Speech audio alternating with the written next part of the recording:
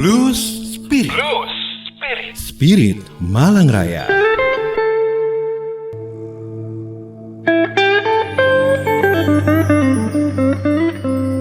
Blues Spirit sesi 80. Kita semua tahu salah satu obat untuk menyembuhkan lemahnya perekonomian adalah investasi. Karena di dalam investasi akan ada tenaga kerja, belanja, dan transaksi. Maka itu investasi selain harus diupayakan untuk bertambah di suatu daerah, juga harus dirawat, terutama yang sudah ada. Yang baru dan sudah ada, ini penting dirawat sampai benar-benar bagus dan sehat, dikembangkan. Bukan saja oleh pengelolanya, tapi juga oleh pemerintah dan warga berkolaborasi. Itu untuk memelihara supaya ekosistem ekonomi bergerak lebih bagus, lebih besar. Temukan model bisnisnya supaya sama-sama untung. Kita semua sudah tahu juga berapa nilai investasi baru yang masuk ke Malang Raya. Sudah kita bahas pada Blue Spirit sesi 79 lalu. Tapi sudahkah kita sadari mengapa ada yang tidak mencapai target? Sudah sederhanakah perizinan? Pemerintah memang bisa bilang semuanya sudah digital, transparan. Tapi mengapa dalam prosesnya harus ada rekomendasi-rekomendasi yang offline dan pihak calon investor harus ambil sendiri di masing-masing pos? Bukankah itu berpotensi transaksi gelap? Sebenarnya pengusaha tidak keberatan kalau harus mahal, tapi perlu jelas dan sesuai aturan supaya terukur untuk menentukan struktur biaya. Jangan bebani terlalu berat suatu investasi.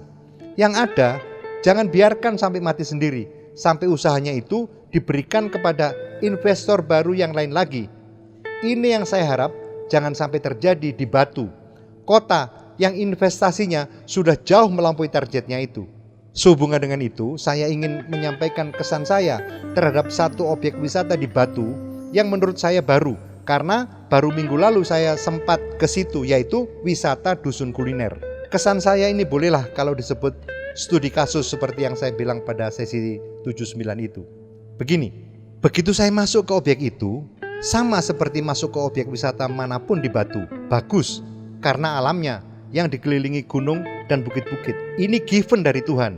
Udaranya pun sejuk. Batu adalah Luzern atau Swissnya Indonesia. Tapi lalu di dalam, saya tidak menemukan identitas apa yang akan ditonjolkan, kecuali hamparan yang luas. Sequel-sequelnya di dalam lokasi itu bisa kita temukan di banyak objek wisata lain di Batu. Ada Taman Hortensia, tapi saya akan dapat lebih luas dan bagus dan beragam di Coban Talun. Kulinernya sama seperti yang kita temukan di alun-alun. Tempat ngopinya di luar banyak yang lebih enak dan alami.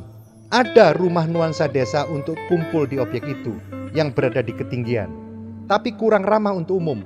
Tinggi tangganya mungkin 22 cm.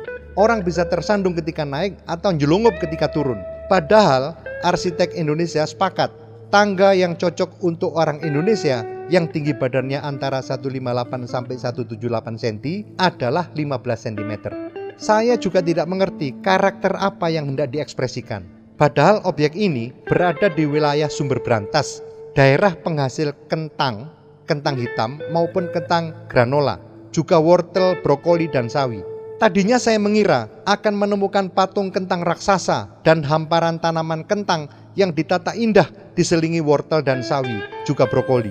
Lalu aneka jajanan maupun makanan yang dibuat berbasis kentang, all about potatoes. Tapi secuil pun tidak saya temukan, mungkin belum sekarang.